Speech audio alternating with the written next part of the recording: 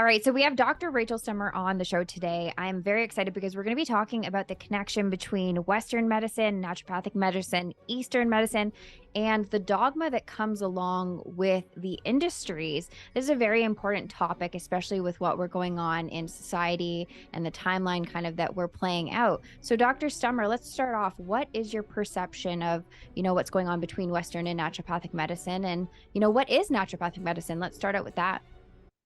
Yeah, for sure. So, first of all, I want to preface this by saying it's such an important topic to be addressing too, as modern day practitioners, making a creation for the world and creating a ripple effect of change. And with the patient's best interests in mind, I think it's really important that we consider that the medical system is changing so much, and being young practitioners at this time to observe it and also play a role in patient health and change the way that universal or healthcare is perceived. I think it's a really important topic to just discuss and create more of clarity between, because I really believe that there is a lot of gray area between what is Eastern medicine and Western medicine, and yeah, I just think that there's a lot that we can discuss. Mhm. So you made a great point there, and I'm really happy that we are, on a platform where we can discuss this, because I think there is a huge misconception with what naturopathic medicine is, what naturopathic doctors specifically do, and how we've been trained.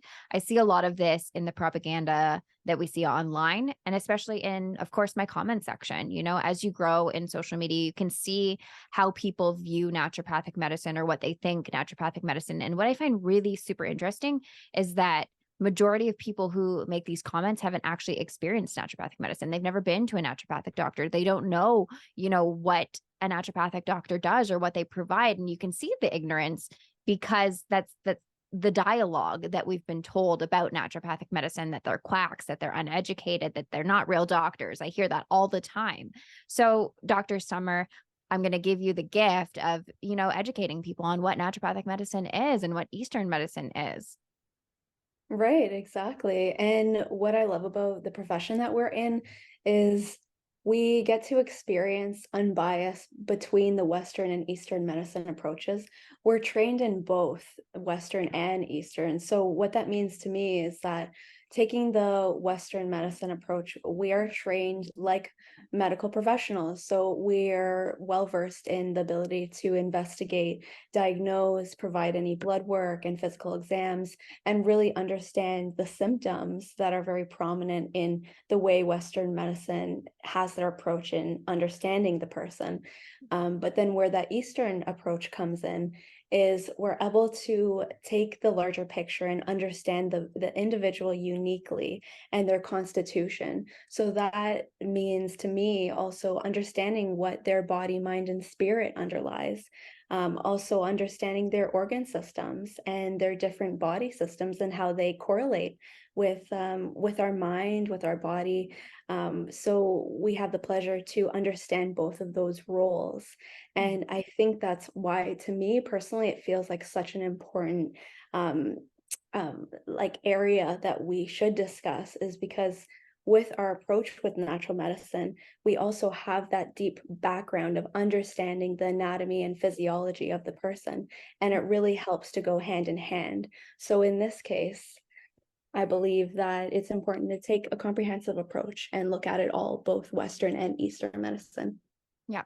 And that's a great point. I think here, I kind of want to segue. I know we talked about this a little bit earlier, about the ego and how that kind of influences medicine. Now, I have seen this on the grand scale, in my past when I was in Western medicine. So I studied conventional medicine first, and then I transitioned into naturopathic medicine. And what I found really fascinating, after stepping away from Western medicine specifically, was the ego stance. And I'm not saying that Western medicine is bad. There's ego everywhere.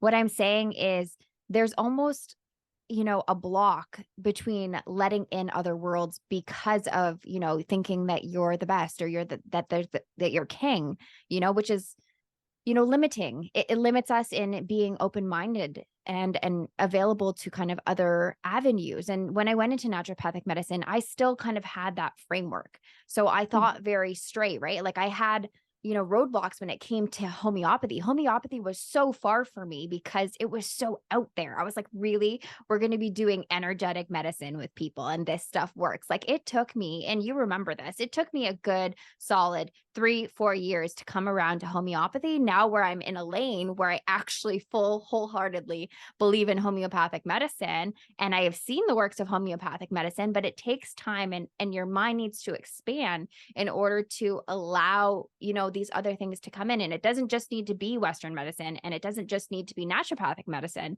There's a place for each. So where are you with regard to that? Right. I love the way that you just described that. I resonate with that a lot.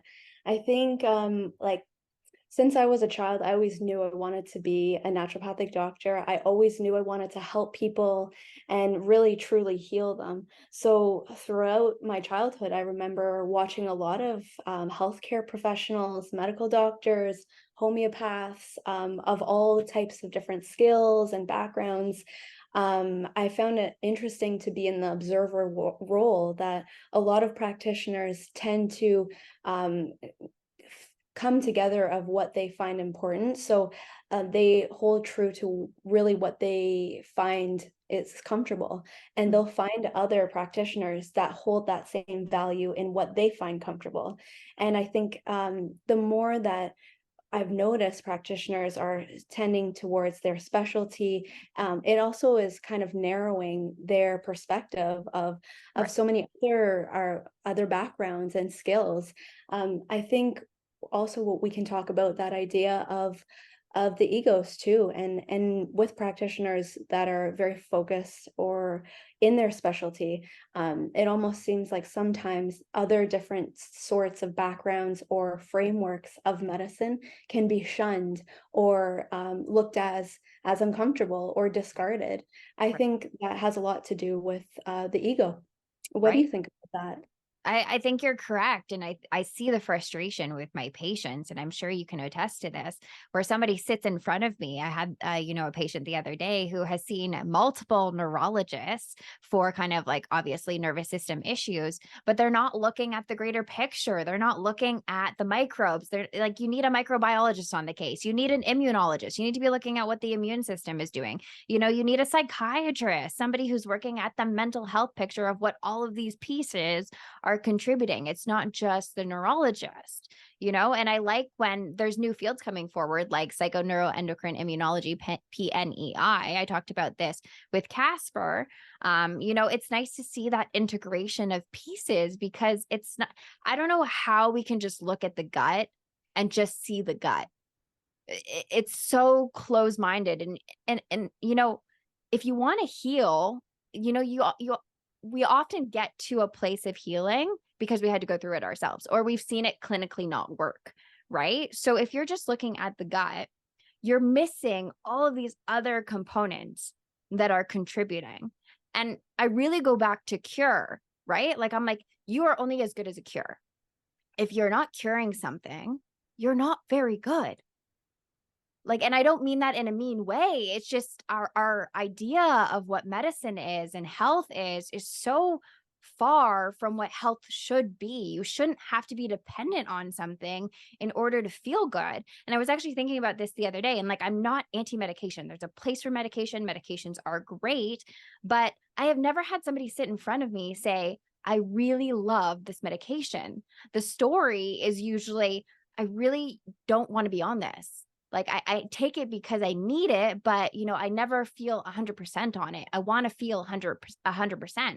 And that's where naturopathic medicine comes in. We try and get to more of the root cause and get that person to 100%. Even if that means staying on medication, it's the complement of what else we can do on top of it. It's not so limited. And I think that limited nature is what's keeping people sick and frustrated, because we're not getting forward and we're being ignorant to the fact that there are these other modalities like naturopathic medicine that can complement other streams of medicine. Yeah, exactly. And I love that you just mentioned all of that too, because I believe so deeply in taking that comprehensive picture of connecting with the body, connecting with the mind.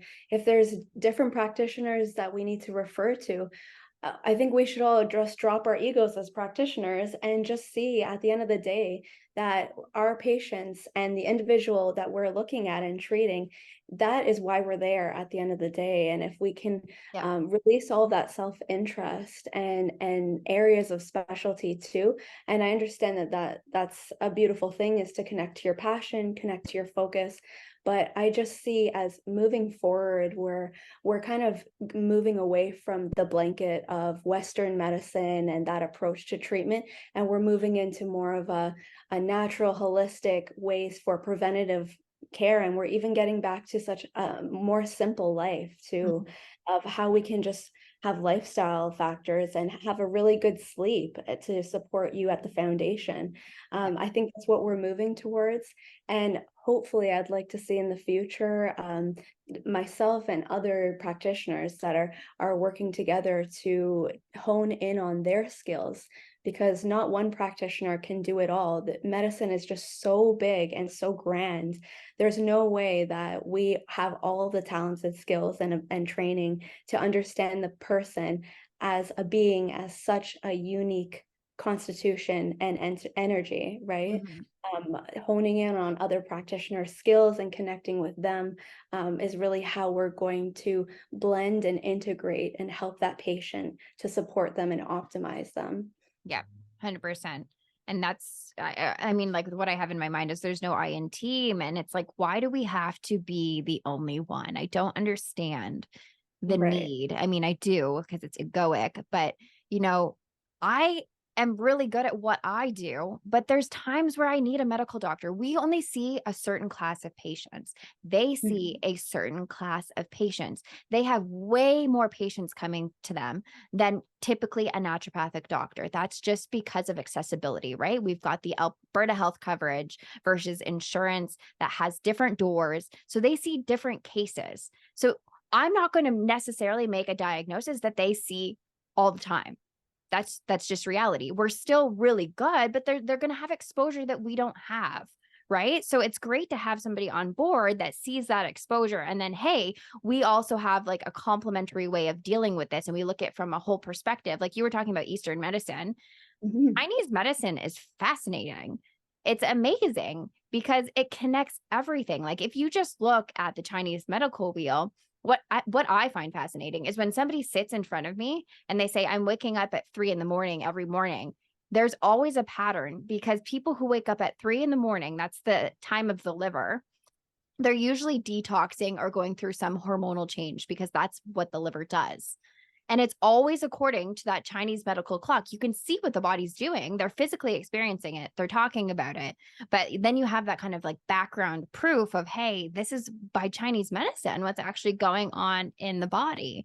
So, yeah, I mean, I really hope that the future is more integrative. And I want to talk about, I know a lot of us have seen that the supplement ban is coming forward.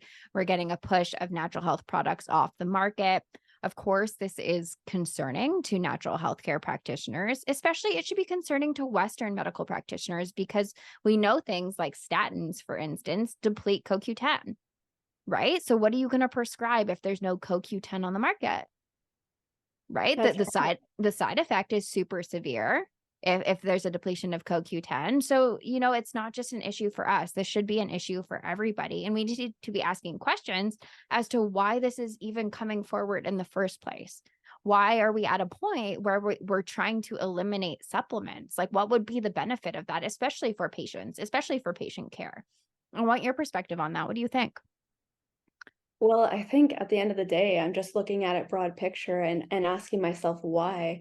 I've always been a critical person and be able to see through the details and really at the core, what is the root cause of what's going on here? So I think we're talking about a bigger issue that has a lot to do about how the government's run and how even how government has so perpetuated Western medicine, even with funding and being able to provide funding for research, for pharmaceutical meds, and even for marketing, right? So I think if we lead back to the trail, the breadcrumb trail of where the money is too, that's also a question that we should be asking ourselves. And Mhm. also, what's going on in the world? We are in such a time of catalytic, I should Mhm. say, catalytic change, where so much is happening, especially in the medical field.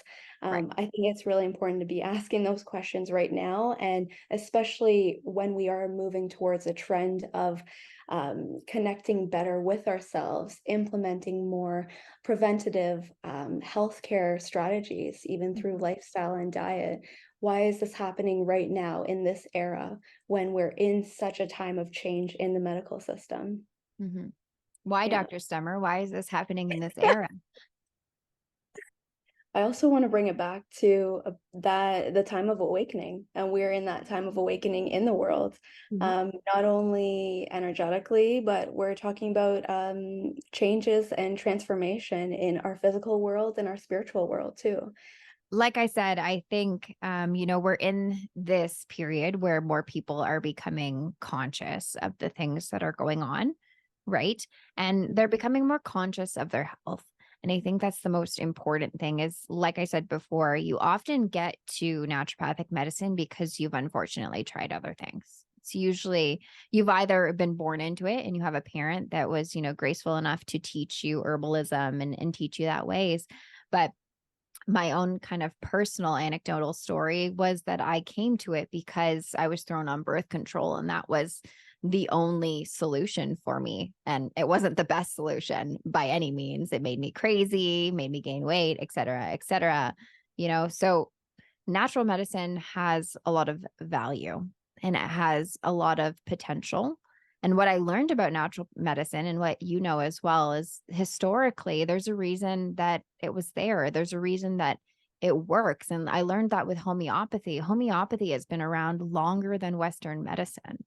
It used to be actually integrated into the Western medical model, where practitioners or medical doctors used homeopathy alongside the other things that were needed, like surgery or drugs. So the idea that we call it pseudoscience to me is very interesting. How we got to a point as a society where we thought pseudoscience was an appropriate label for that type of medication. And I think, again, what has happened is kind of the cognitive dissonance between what healing is. And I think there's a separation, and that's where we are at this point in time between the body, the mind, and the spirit.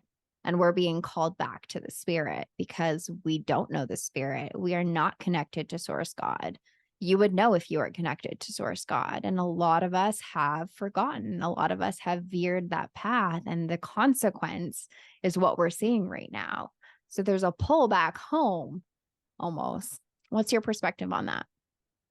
I love what you just said. Yeah, I feel like that for sure, that call back to home as our body and our mind coming back into terms with who we are and learning about ourselves more.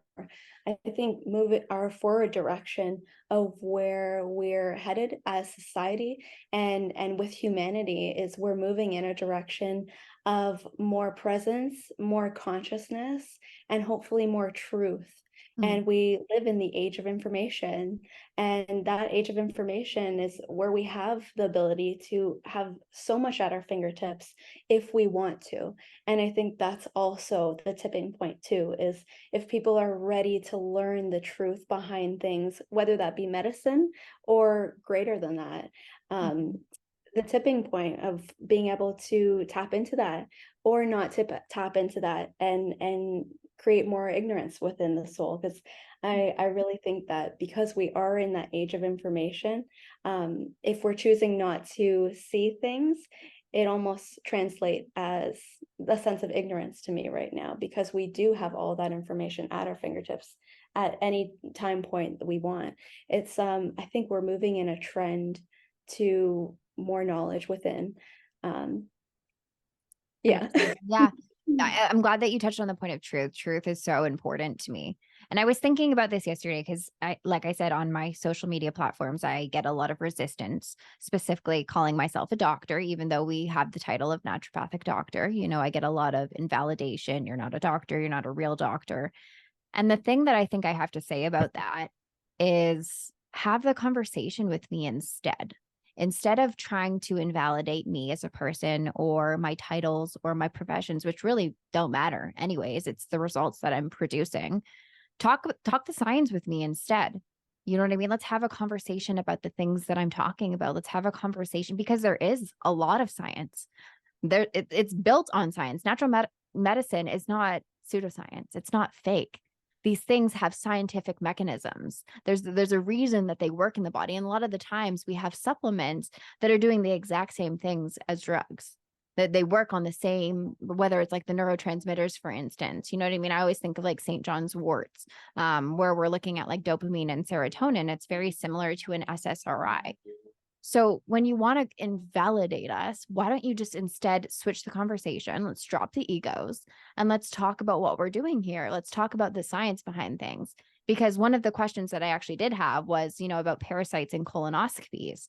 And it was like, if you're so smart, if you're a doctor, why can't I see parasites on colonoscopies? Well, I came back with 5 reasons why you wouldn't see a parasite on colonoscopy. First of all, they're microscopic in some instances. Second of all, it's timing. Third of all, size. Location is a huge one. So there's all of these reasons, but the strategy was invalidation. So where in your clinical practice do you think, have you come across this, or do you think, how are we going to move forward from this? For sure. I think, well, many things come to mind for sure with that. I think being as a modern day practitioner and having the tools to share that online with more presence with technology nowadays, that's an easier way to create that message, to share that message with others too. I think where we're still lacking in terms of providing resources for naturopathic care, it's tough because I believe that we're under-recognized and there's a reputation that we have to uphold for naturopathic practitioners.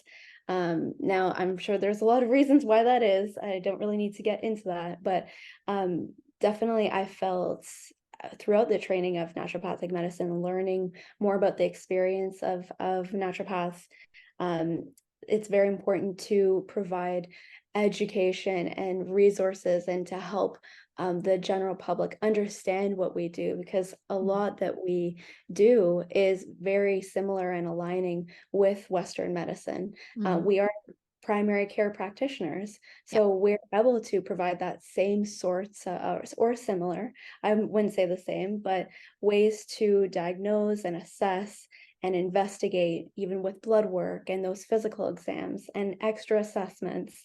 We are meticulous in the way that we understand symptoms, but then adding, I think because we have such a wide array of tools at our fingertips, sometimes that can be confusing to people trying to understand the profession, because it is such a wide variety of what we are able to treat with natural resources, with herbal therapy, with supplements or orthomolecular medicine, and even with hormone replacement too. And that's just with natural treatments. Then we're also talking about diet, nutrition, and building up that strong foundation for you, and addressing those key pillars of health like sleep and stress and hormone imbalance, digestion. And of course the physical therapy side, acupuncture, massage, cupping therapy, and more. So I think there's just so much that we can tap into. I think more resources and more education moving forward, as there are more naturopaths, more and more as we move forward in the future. I think the message is starting to come across and is coming across more expansive. It just takes time, I believe. Yep, I hear you on that. And, with naturopathic medicine, one of the things that I do want to mention is the schooling compared to, because I went through Western schooling and then I came into naturopathic medicine. So I've seen the schooling on both sides. And what I find interesting is how similar they are. And I don't think the public knows that. And I don't think professionals know that because it's not considered traditional medical school. But like you've mentioned, we go deep into anatomy, we go deep into physiology, we go deep into microbiology, we learn pharmaceuticals, we have direct courses on pharmaceuticals. And then, of course, we have our natural modalities, which are the acupuncture, the herbal, the botanicals, the homeopathy. So yes, they're different because we're learning our modalities that we specialize in, but we're also learning that other aspect. And like you said, physical exams, we do physical exams. We still know how to check the heart. We still know how to check, the digestive tract. We can check the lungs. We know what we're looking for. It's extensive. We still do OSCE. OSCE is a main part of the Western medical curriculum. And they likely don't know that we go through multiple OSCEs as well per where we're at. So year 1, year 2, year 3, we're going through these clinical OSCEs to make sure that our clinical skills are up to par and up to standard. Plus, when we move into board certification, we're also doing a final OSCE exam, a final clinical evaluation to make sure that our skills are at par for what is required to be in contact with the public according to our board. Plus, we write licensing exams, just like medical doctors. So if we're talking about preparation and credentials, we're pretty much the same. We're very, very similar. There's not too much change. The only big thing that I would say is that Western medical doctors have way more time when it comes to pharmaceutical prescription because that's their specialty, just like we spent time on homeopathy and botanicals. And then they get that clinical internship in whatever specialty they're in, which is also actually offered to naturopathic doctors. So the bridge here is understanding that we're very similar. We're learning the same thing. So instead of hating one side or instead of, needing to put the other one down, let's just work together. Let's create more from these minds and from these knowledge that everybody has and help people. Because that's, again, the bottom line is how well can we help people? How many patients can we heal? That's the end goal. Definitely. And I couldn't agree with you more too. Really, I feel merit in both sides. I feel merit with the Western side, with the Eastern side. I'm really looking at it from an unbiased viewpoint, Right. but I believe as young healthcare practitioners that have our whole career ahead of us, it's really about how each unique practitioner can interact with the patient and interact with other practitioners to create a sense of collaboration and a more unified approach. And really, I think moving forward is that idea of creating more of a unified healthcare system, and we Yeah. are moving towards that. I see that a lot.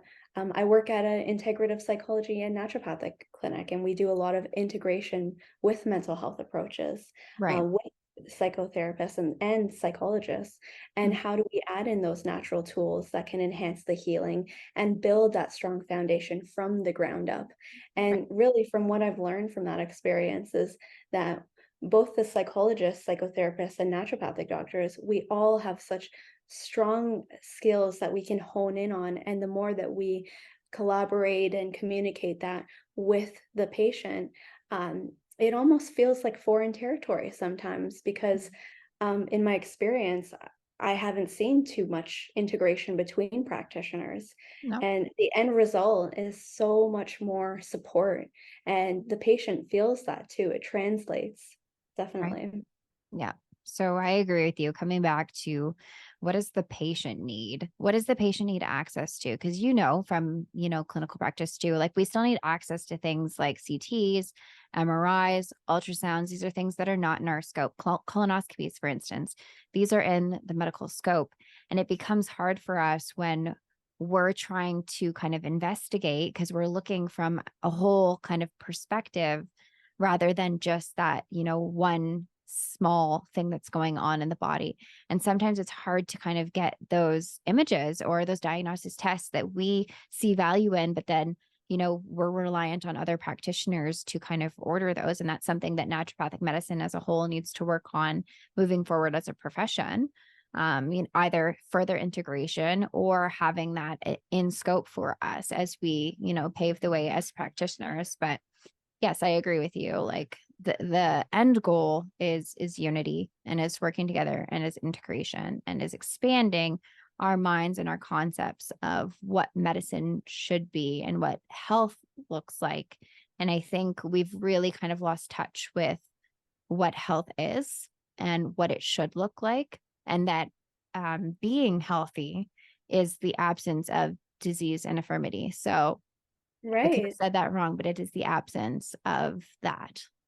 And I'm pretty Definitely. sure that was part of, I can't even remember where I got that from. It's a principle of something, but Yeah, yeah, I love that. And what it kind of what your point says to me is that I think the older ways of having that contrast between Western and Eastern sides, and that gray area, it almost creates kind of a barrier or a contrast between different sides of medicine and approaches.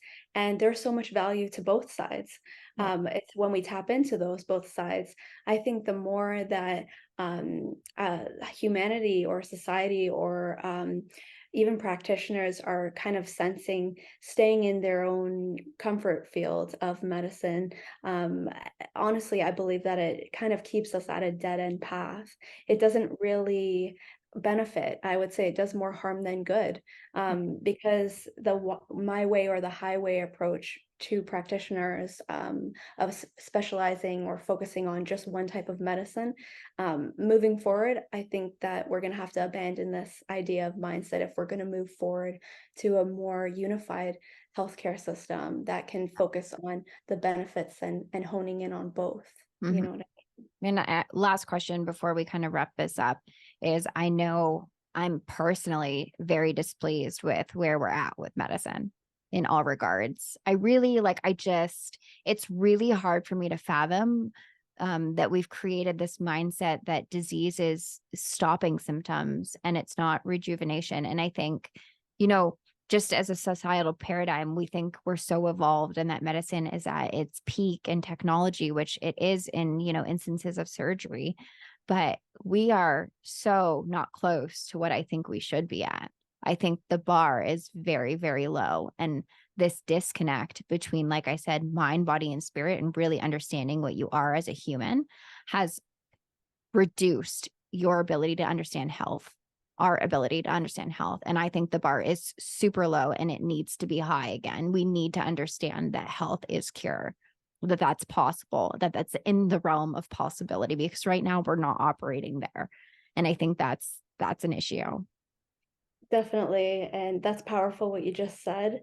I think it resonates with me personally, and I hope you can share the same resonation too. I believe um, that I'm hopeful that we do have a long career ahead of us and visualize and observe how much change we're going to see in 10 years or in 20 years, in the medical system, and even in the mindset and the perspective of the general public as people start going towards a more simple life and I, start to question the truth of what we're told, with medicine, with the government, with life in general. mhm, As people get more conscious, I think we're skewing towards more of a simplistic life and wanting to empower ourselves and live in a state of preventing health mhm. concerns before they happen. I truly believe that we're going towards that. And I think my closing remarks would be, that I think that we need to reframe the idea between opposition Yeah. of between the Western and Eastern approaches. I think it's an old paradigm, and the more that we abandon this way of thinking and move more into integration and a more unified circle of care approach, Mhm. I think that is also going to mirror patients and their ability to come closer to themselves and want to heal and make those empowered health choices, for oneself. I think we're moving in that direction. I'm hopeful for the future. It's very interesting to see this. Mhm. And yeah, do you have any other closing remarks? I love your radiant positivity for the Yeah. future. I know it's very hard sometimes when we're faced with the things that we're faced with to stay positive, Right. especially as we're seeing certain movements. But yeah, thank you for the work that you do. Thank you for taking the time to share your wisdom on this podcast. We appreciate it. How would you like people to reach out to you?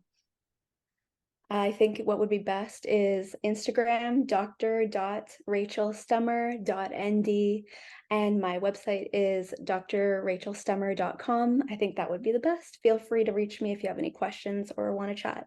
Fantastic. So that will be in the show notes, everyone.